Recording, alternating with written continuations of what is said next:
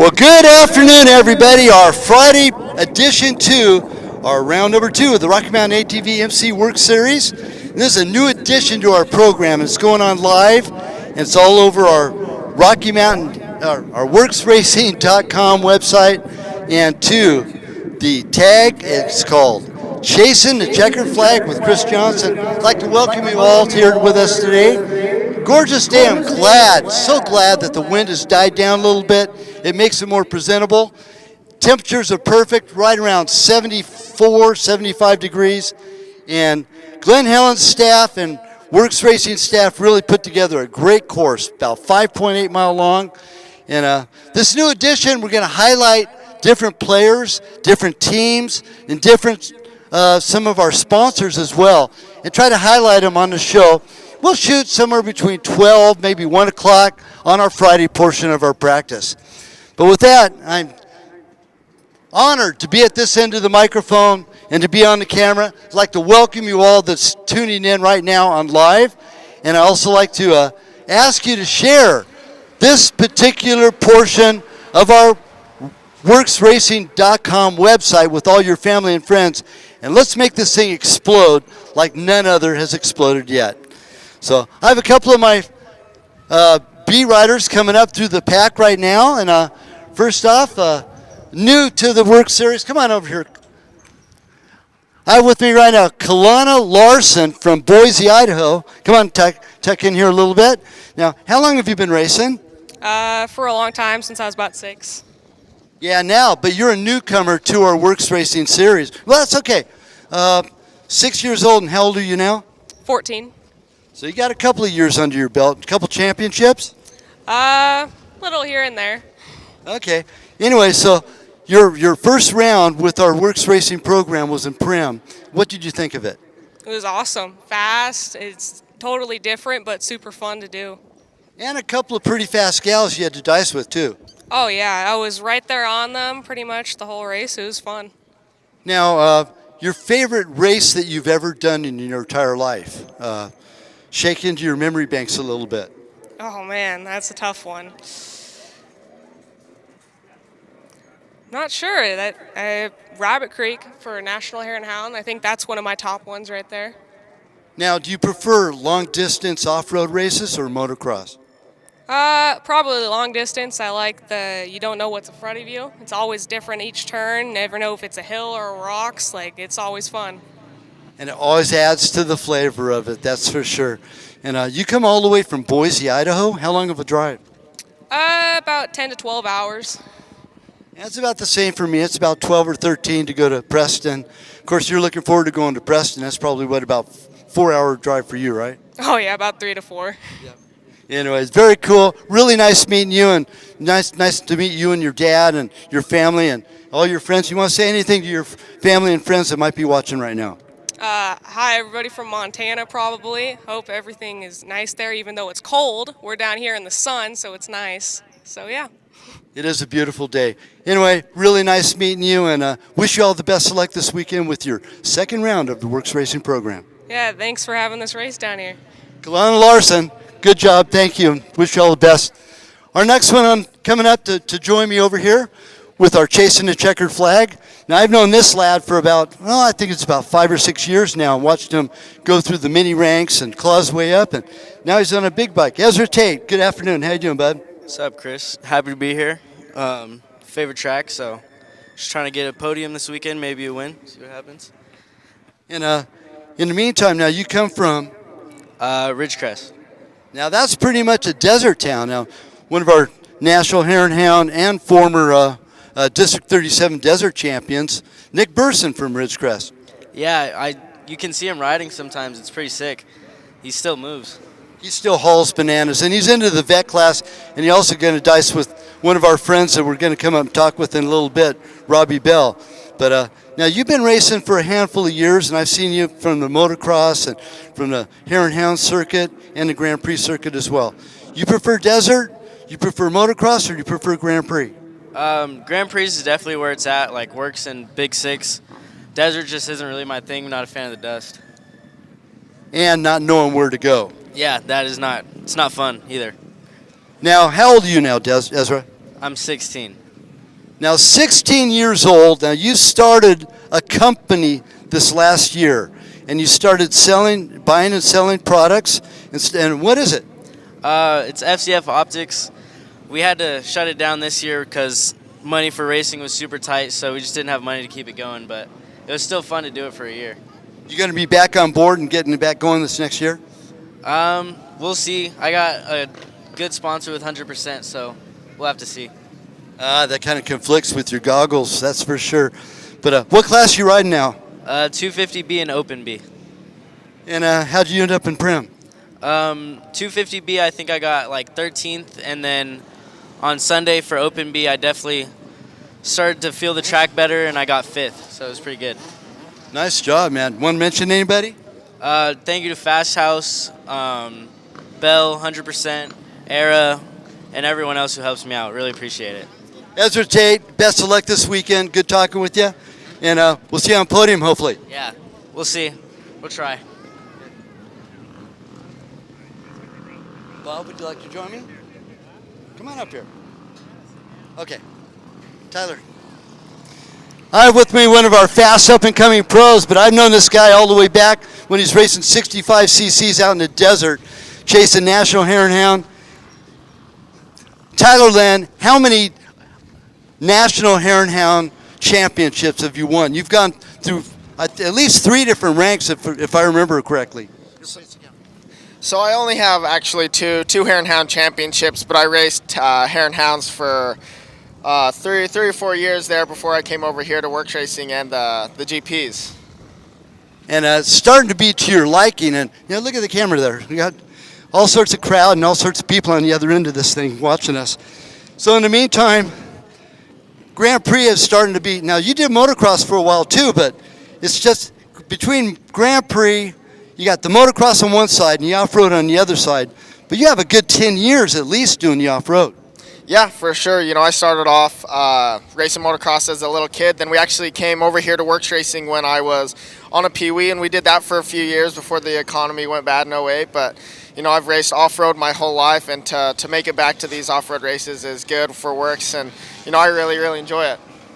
We enjoy having you as well. And it is a big family affair. On top of that, your older brother, Colton, definitely a fast hombre.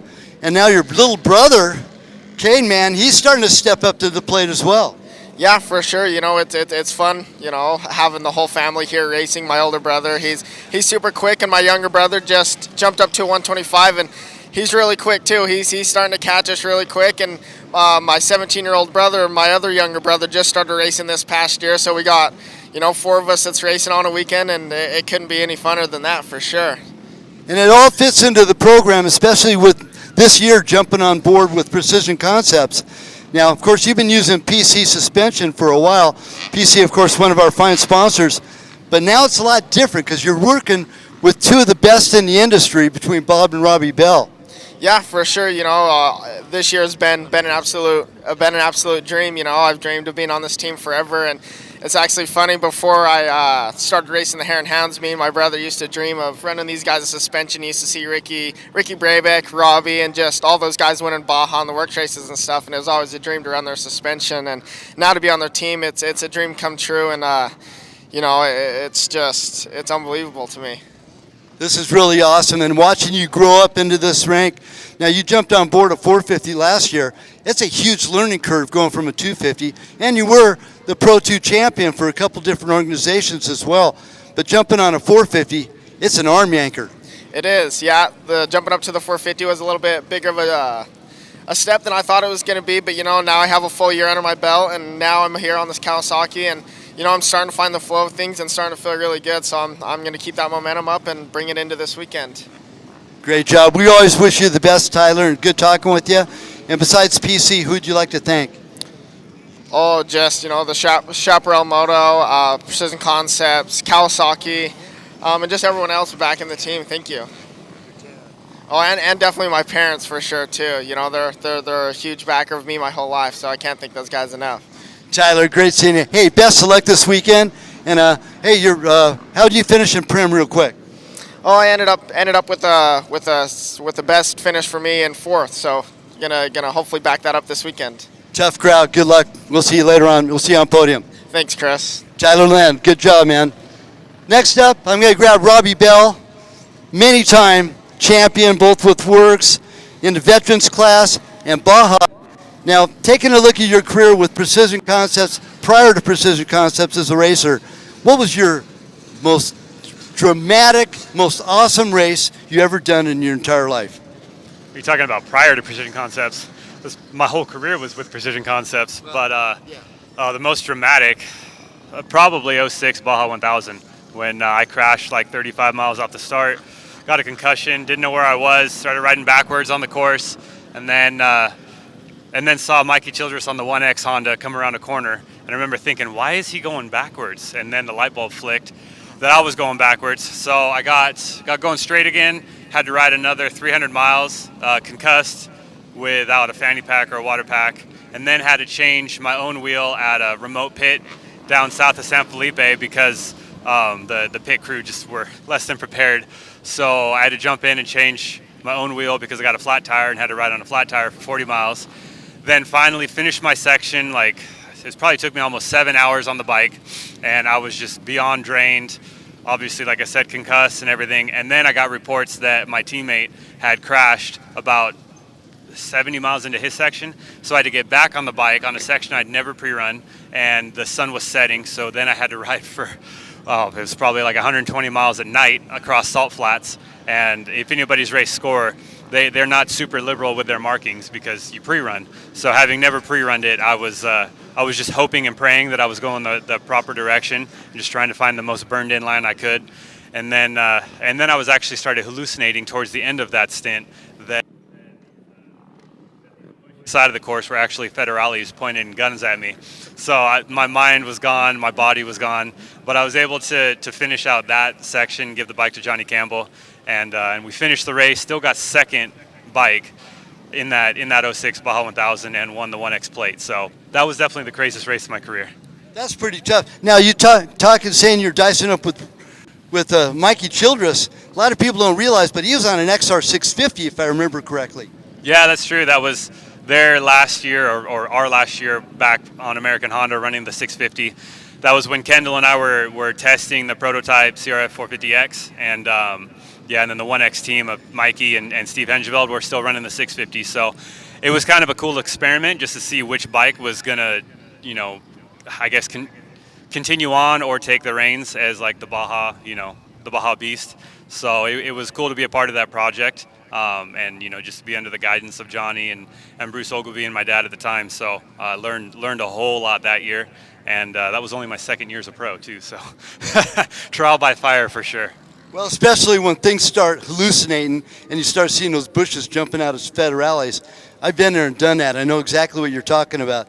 But now you have a whole different racing responsibility right now as a race team manager, and when you took on those reins, thinking about it, it's a lot different than doing it, isn't it?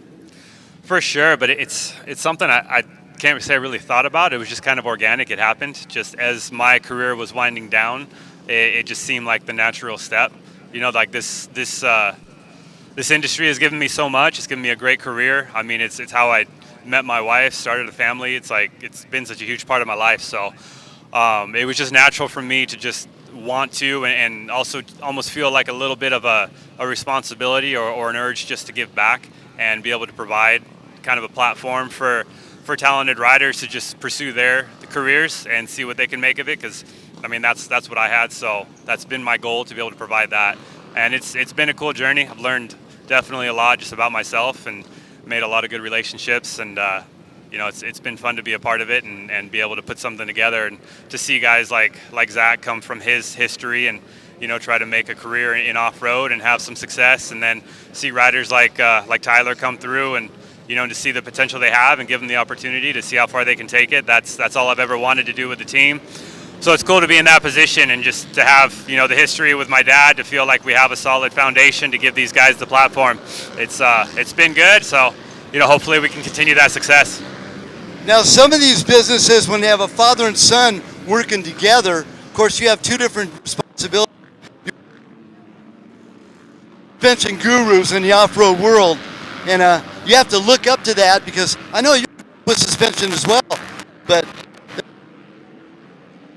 your dad. For sure, and it's great because we just have different personalities, different talents. So he's the nuts and bolts. He's the mechanics of it, where he can look at a spec sheet and just see, like 6, 7 dozen numbers on a spec sheet and make sense of what those shim stacks look like just internally. He understands that, where I was fortunate to grow up with him in that role, to where I could understand how to put what the bike feels like in action into words that he could understand. So we just have a good dynamic from that side of it, to where he knows the nuts and bolts and just kind of the theories, the ideas for what to try, and I can put down what that feels like in action into words that he can understand, so we can try different ideas and see where it goes, and always look to improve on the suspension. So I think it's been a good dynamic. It's not like we're stepping on each other's toes, because we both have our own strengths. So from that side of it, I think it's been really positive as far as trying to build a better bike for these riders to go out there and push themselves for 2 hours. Now, besides your experience and your dad's experience, there's another catalyst that holds your whole company together, and that's your mom, Diane. And we have to mention her as well, because she's definitely a big integral part of Precision Concepts. Oh yeah, she's the glue for sure. I mean, she handles everything up front. She loves talking to the customers, and she's a social butterfly. So that part of the business is right up her alley. So no, it's a good dynamic. Obviously, she holds everything together, and it's cool. It's cool to see what the shop has become, just being a family-run business, and just to see the perception of it, through the pits and through the public. So it's super gratifying. We're just very thankful of everybody that's come through our doors and given the suspension a shot, and whether they just basically give it their honest opinion, the honest feedback as well, because my dad's ultimate goal is to make the suspension the best that he can for whatever bike he's working on. And so having the honest feedback from everybody that's come through the doors has just been a huge help, because gives us a direction to go on whatever the bike is, whatever the discipline is. Just gives us more information, so that way we can pick a better direction, because we're always shooting to make everything as good as we can. Now, besides your shop presence, I mean, of course, that's really strong. You're doing the rebuilds and the lining things up. You also do engines and frame. And there's all sorts of frame stuff that people don't even know that your dad's really specialized with. And it's pretty cool. I sat down and talked with him for hours one day. And just the background knowledge that goes along with that is huge. But you also have a huge track presence, and you're here to support each and every rider. It doesn't matter what brand they're riding, in guiding them in getting their suspension in the right direction. Yeah, for sure. I mean, we're here at the races, obviously, first and foremost, as a factory Kawasaki support team. But we're also here for, just anybody who's participating, as Precision Concepts, as a series sponsor. We're here to help dial in suspension if there's any kind of mechanical assistance, that's within our scope that we can help with. For sure, we're here for just the general public as well, whether they run our suspension or not. And then you talk about with chassis development too. I mean, that was a cool. I didn't understand it as much back at the time in the mid-2000s when I was in the thick of it, but just developing that 450X, and I just remember being at the track, being here actually, and just drilling holes in different parts of the chassis just to see what it would do and how it would change things, and then and just feel that on the track and the difference that would make. It is pretty crazy, and it gave me an appreciation, especially as I've gotten older, for all of the development that goes into building a complete chassis. Because you drill a 3mm hole somewhere that you think is going to be inconsequential, and all of a sudden the bike just turns into a flexi flyer out on the track. So it is pretty amazing, the amount of R&D and development, and the science that goes into these dirt bikes to make it a well-handling machine that lasts as well on the durability side. So yeah, it's pretty crazy. It's pretty crazy how far these bikes have come, and what these riders can do on them. Huge appreciation for all that you guys do on top of that. And we got a future champion over here. We'll see if he wants to. I'm definitely not going to push him into it, but he's surrounded by it, so I'm sure it's in his blood. He's got to stay sick, so as soon as his hands get a little bit bigger and he can reach that brake and he's not just full gas, we'll let him rip. You and Katie are in so much trouble. No doubt. I don't know who from who is going to give it to us more, whether him or his sister, because she's full of sass too. But it's fun. It's the next step of life, and Yeah, it's cool. Like as nervous as I get lap to lap for like when Zach or when Tyler's on the track when you can't see them, and I'm not even related to them, so I can't imagine what that's going to be like when, if Hunter's on the track and you're not in control. Like I'd way rather be on the bike than waiting for the rider to come back around, just for that control, because you know it's. So as soon as he gets on a bike, that's going to be a whole nother world. Wow, that's great stuff. Here's another thing, though, and I'm going to ask you to challenge your over 30 constituents that have ridden to the pro level to come and play with you. Challenge them, okay, Robbie? I mean, I would like. Not that guy. That's gonna, throw him under the bus to get out here. I will throw Ryan Abbott to an. He threatened like he's gonna make a comeback. He said he was gonna start training and everything, and he still hasn't cleaned the throttle. And that's probably been so hard for months. So there to say he needs to make a comeback. But other than that, man, I get it. The vet class is fun. We're out here because we love it, and I would love to see some other riders come out. Like Sutherland, I know he's back on the bike. It'd be cool to get back on the race on him. So that'd be cool at some point. But man, life's busy. We're on the next stage of life, so you can't.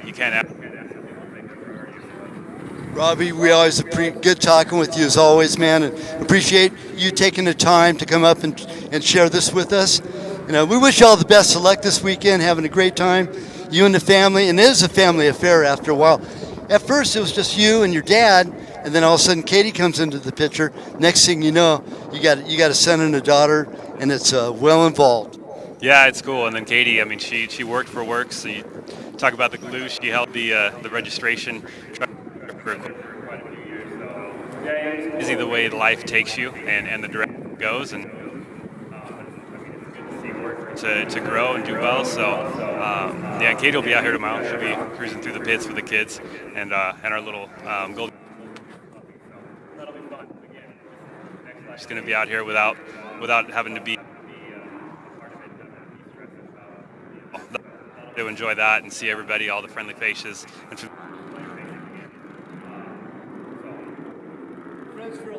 always good talking with you. Thanks again, and thanks for being a big part of our WORCS racing family, man. Oh, for sure. No, WORCS has been a huge part of my career since 2006. I mean, 2005 really. So I just wish everybody the best this weekend.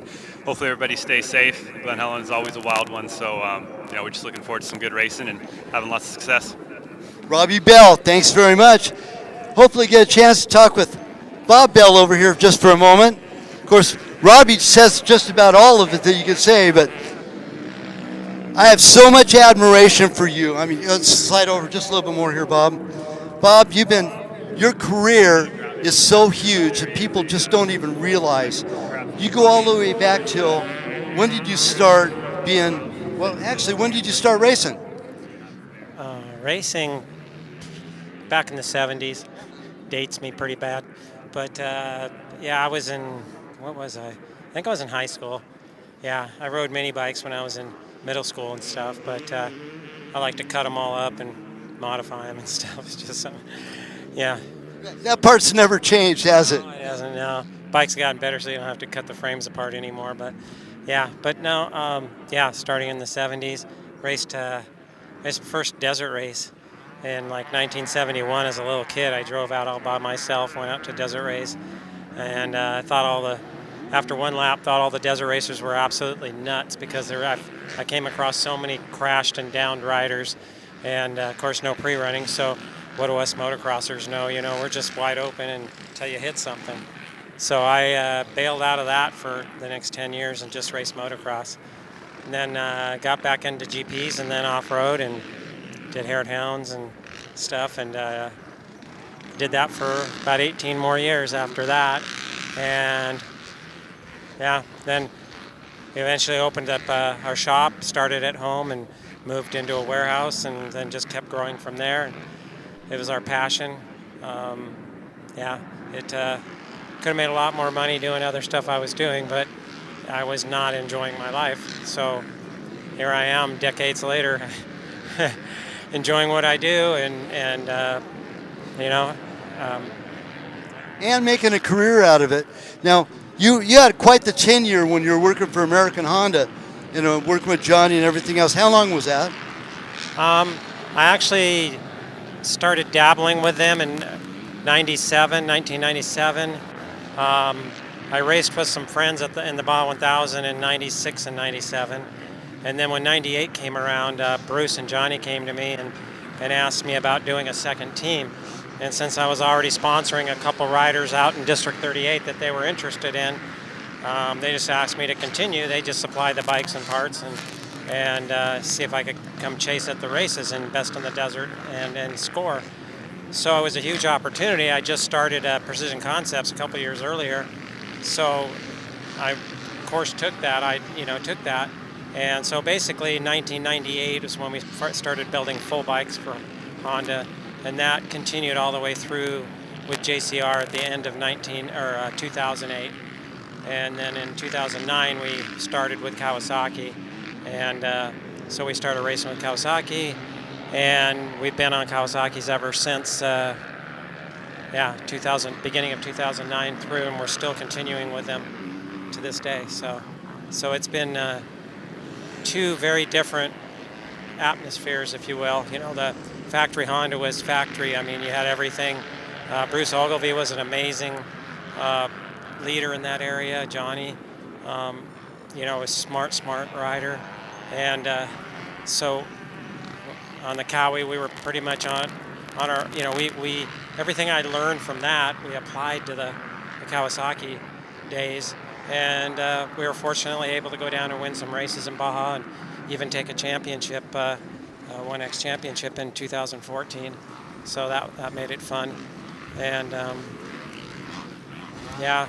but then we got into the Grand Prix. We actually got into WORCS because Bruce had somebody in a Grand Prix series. And Robbie was the best motocross guy on the team, which it kind of revolves around that somewhat. And if you're a good motocrosser and you've got skills to go off-roading, it kind of puts you ahead a little bit. So in the beginning of 2006, Robbie started racing WORCS. He raced one race in 2005, but starting in January 2006, he's basically started racing the series for Honda. And he did pretty well. I mean, his second year in 2007, he ended up third in the championship chase. So that was, ahead of the curve, especially when you consider the talent back then. How many guys there were. There was one race, there was 44 pros. They had to split the front line. So it was pretty cool. But that's the other thing that we've done is since 2006, beginning of 2006, we've come to every single WORCS race through today. I personally haven't missed a single WORCS race since January 2006. We're starting our 17th year with WORCS. Yeah. That's incredible. Now, when Robbie started racing pro as a father, but as a team captain or top of the mechanics heap with that particular team, how nervous did you get when you see your son go off into the distance in some of these long distance desert races? It was. I mean, he was on an XR 650R in the beginning, and of course that, most people haven't ridden that bike, but the way we had it set up worked really well for going fast cross country, but it's still a big bike. And if you get out of control on it, it takes you for a ride. And, there was in me, because of it being a desert racer, for having some pretty good get-offs, that I always hoped that he would get past the first big get-off, high-speed get-off, not get too injured, and not let it ruin him mentally. And that happened one of his first races for Honda at Parker, where Kendall had crashed and couldn't continue, so Robbie had to ride the rest of the race. And I came to the finish, and he was up on the podium talking to the announcer, and you could tell he was short of breath and didn't look real good. And so when he came away from, but he toughed it out. Then he came walking over, and I said, "Did you go down?" And he goes, "Yeah, about 90 miles an hour." And I'm just like, oh my God. So, but he was walking, and and from there on, he just realized he had to learn. He couldn't just go out there and pin it because he was coming from motocross. We went to Loretta Lynn's twice and stuff. So I mean, that was his trajectory once they offered him the job at Honda. So it changed dramatically. But that was a big concern of mine, and he did survive it, and it made him a lot smarter. And he still had a few more get-offs over the years, but he got so much smarter and more knowledgeable, especially in Baja, about what to look for and stuff. And he became the guy on the team, actually, after 2 years with Honda, that they picked for starting the race on his team because he had that knowledge, he had that smarts. Like Bruce always said, know when to go fast and know when to go slow. And there are times when you need to slow down because Baja will bite you. And he learned that. So, he's a smart kid, as you can see from talking to him. And yeah, that's what I take the most pride in, is the fact that he survived all his years of racing and had a few injuries, but came through it strong, and he's still a strong racer today and still enjoys it. So that's really fun. We've all had our fair share of injuries. That's the biggest downfall of our sport. Other than that, the family and friends and the acquaintances that we meet off of this, I mean, the list is huge, and I'm sure it is huge with you as well. Oh, yeah. Yeah, well, that's one of the big things, because he was playing soccer before that, and he had a couple small injuries, but, when you get into motorcycle racing, and we always joke, I should have stayed with soccer. Can make more money, and it's a little safer. But, you go with your passion, and, I know a lot of guys that had to quit racing because of injuries, but, I knew a lot of guys that I wish, from my years of racing, I could have helped to understand what they were. You see kids going just wide open, and that's great if you're in control. But if you're not, how long is your career or your enjoyment of the sport going to last? Not all of us are a Danny Hamill. No, that's for sure. Yeah, the majority of riders, just like me. I got a couple #1 plates in the 125 expert class down in District 38, and I'm proud of that. But that was my edge. In motocross, I made it to intermediate, and I was a good intermediate. But I never raced, the only time I raced pro was with some friends in the 30 pro class down in Score. And we got second. But that was it. I mean, I was a little bike rider. I liked 125s a lot because I enjoyed racing them. So I was able to, I even overalled a race one time on a 125 that was super, super technical, but I knew my limits. And everybody asked me on a 250 one time when I almost overalled the race because my 125 had broke. And they said, "Are you going to start racing bigger bikes now?" And I go, "No." I was scared half the time I was racing it. Yeah, I was going fast and I was running with the leaders, but I was scared. 125, I enjoy my racing. Now, in the 125 class back in District 38, now that's back down in the San Diego area. Of course, you're down in Southern California as well. And a couple of other good friends of mine also competed against you. Stephen Walker, one of them, and Kirk Hester is another. Kirk Hester was my partner. Funny story. When I first started racing District 38, I was a pretty hot rod intermediate, and I went down to District 38, and I was immediately running towards the front. And after, I think I won the second race of the year that year, and then we were getting ready for some team races, and I didn't know anybody in District 38. And here comes this skinny old dude walking up to me, smoking. He's not skinny anymore, though. Well, no, but back then he was skinny, and he was smoking a cigarette. Comes walking up to me and says, "Hey, you want a partner in the next race?" And I was like, "Who are you? You're smoking a cigarette? For God's sakes, how can you be racing?" But funny thing is, we did team. I can't remember how we did in that first race, but we went on to win several races. And Kurt, he went on to get a #1 plate too. I helped him with that as well, just by teaming with him in some of the races. And he was a good guy, or is a good guy. He's still around. Yeah. And I really enjoyed his company and the friendship that, we created over the years, just because of the fact that, nobody else, I didn't know anybody else, it was just, and that's how he lived in Imperial and knew a lot of people in the district, so he kind of helped introduce me to a lot of people and stuff. But And then Steve Walker was a maniac. He just fast on a big bike. And yeah, I couldn't run with him. Really, hey, thanks for taking your time and coming up. I know you guys are busy over there getting everybody dialed in, but this is really wonderful for you to come and join our Chasing the Checkered Flag. And we'll talk to you during the course of the year and wish your team and having Tyler coming on board. And we're looking forward to Zach coming back, man. I really miss the fact that Zach couldn't make it this year so far. But how's his healing coming along? Yeah, Robbie knows more about that than I do. But it's I know it's healing and stuff. I don't know. I don't think he started riding yet. Yeah, it's been a struggle because he had to have his wrist operated on, unfortunately. So to get it to repair right. And all we keep saying is, we need it to be repaired 100% before he starts doing anything, because you don't want to keep fighting an injury. And that's, last year when he had his knee surgery, and there was a question if he could have stayed in the championship if he just went out and got some points. But the decision was made, I know, between Robbie and Kawasaki, heal 100%.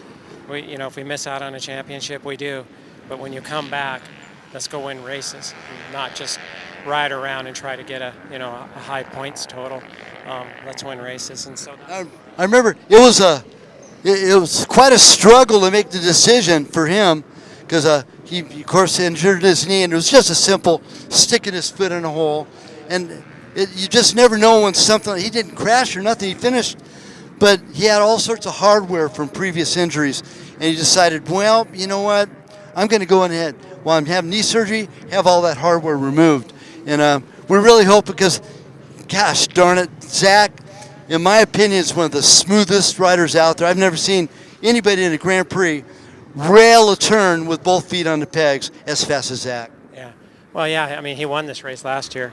So, yeah, and that was after, tangling with a lapper and getting under his bike and having Brittany actually help him get out from underneath his bike. And then he went on to win the race. And it's like, that's pretty cool. Or was it this race? I don't remember, but I think it was this race. Yeah.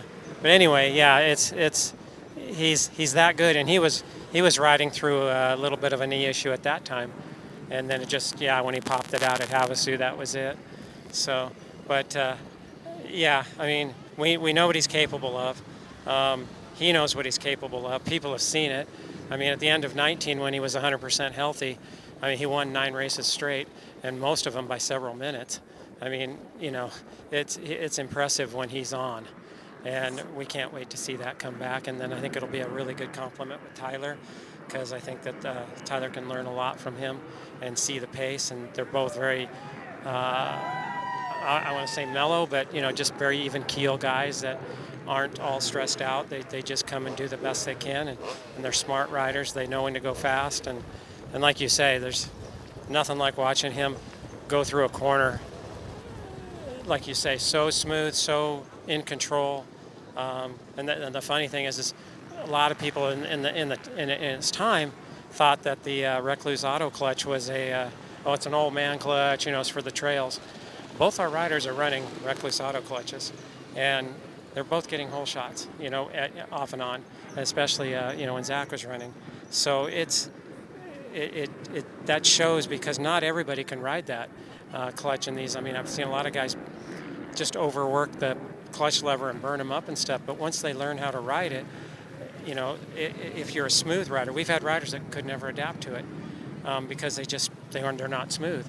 And it's great to have Tyler and then Zach coming back, both just really easy on bikes and really smooth how they roll on the throttle and use it correctly. And it's actually a huge benefit that people don't understand. I guess I shouldn't be telling everybody that. Well, here's something I can attest to, and I've known Tyler since he's on mini bikes, and I've known Zach for a long time too. They're both so calculative and so careful, trying not to get hurt, but they're so easy on equipment, and that's important too. Oh yeah, it's amazing. Like when you go through 3 or 4 races and you haven't even changed rear brake pads or anything, and you're just, I'm joking with Robbie going, tell him to wear stuff out more because maybe he'll go faster. But it's just amazing. But yeah, I mean, that's just it. I mean, Zach, we have a lot of history with him, and he would go race after race after race without having to change anything, clutch plates, brake pads, you name it. It was just like, how is he going so fast, but he's so easy? And we've had other riders that were, just destroy equipment and barely get through a race, and they're back in the pack, and you just kind of go, isn't that interesting? Everybody thinks, you got to ride really hard and fast and aggressive. It's like, no, you just have to ride smart and smooth. Smooth is fast. Yep. That's what we always used to learn. Slow down, smooth out, and speed will come. Bob, really nice talking with you, man. And we've had some really good discussions in private and talking about your racing history. And it's always, I always have the admiration for you and your history. And it's just so cool for you to come up and share this with us. So we'll do this again and talk another time. And I think I'm just about at the end of my chasing the checkered flag. But what do you think about our new little podcast? Pretty cool, huh? Yeah, pretty cool. Yeah, I'm stoked you're doing it, and I get a lot of people involved in it and learn a lot about things. And most people don't know a lot of what's going on out there and stuff, and don't know the teams that well, don't know the riders and especially the team managers. And a lot of people don't know. I mean, Robbie's 3 times WORCS champion, and he's also an 11-time pro champion. Between Baja, Best in the Desert, WORCS, and then GPC. So, I mean, he won 11 pro championships. Now he's having fun in the Vet Pro class and stuff. And people see him going, yeah, he's still pretty good. I go, yeah, but if you understand his history, he's always been pretty darn good. Well, I remember Prim, I think it's 2 years ago, he goes, yeah, I'm going to go jump on a 250F. He jumped on a 250F in the Vet Pro class, but man, he overalled that particular race on top of that on a 250. Oh, yeah. Yeah, well, we were testing for the 250 suspension, and we were testing for clay, and he struggled a little bit at, I think it was Adelano that year, the race before that one, if I'm not mistaken. But anyway, so Robbie had me, he rode the bike, told me some setup tips that would probably help Clay, and then he rode the bike in the Vet Pro race to kind of verify where it was at. So once he came in, I looked at Clay and said, all right, dude, it's all on you now. Yeah, pretty high ladder to climb right there to make that thing work the way Robbie did. But anyway, Bob, gosh darn it, it's always great seeing you, and such a wealth in our industry. Precision Concepts, Bob Bell, and thank you everybody for joining us, man. All right, thank you. So Kieyona Larsen and Ezra Tate. Oh, I'm back to the camera. Sorry about that. Kieyona Larsen, Ezra Tate, Tyler Lynn, Robbie Bell, and Bob Bell. And that was our second Chasing the Checkered Flag with Chris Johnson. Thanks, everybody, for joining us and being a big part of that as we're getting underway with our next wave of unclassified full course practice. With that, Godspeed and God bless each and every one of you, and we'll see you next Friday.